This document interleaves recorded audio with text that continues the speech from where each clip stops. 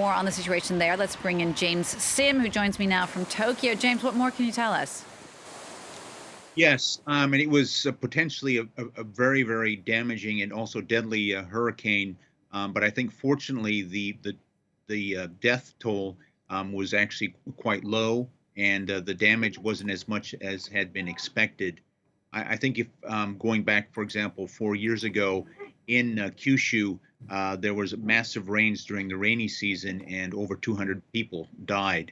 And so Japan has had several instances where they've had during typhoons, as well as when during the rainy season, when there's a lot of rain, where there's been a massive loss of life. And the other thing to remember in the Kyushu area is that there's a lot of volcanic ash, and so it's also very susceptible to landslides.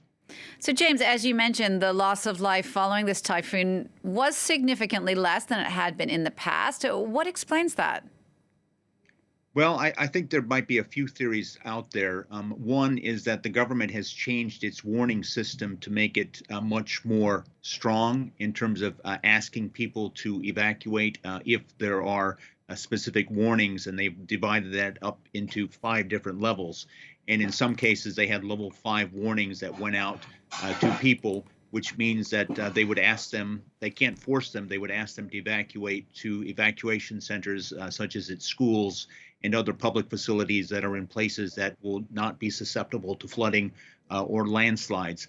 The other thing, new thing, was the national broadcaster NHK has enabled viewers to type in their postal codes into the remote controls to get the latest information for their specific area.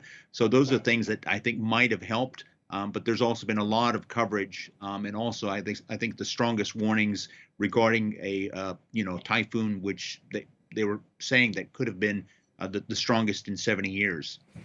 James, thank you for that. James Sims reporting from Tokyo.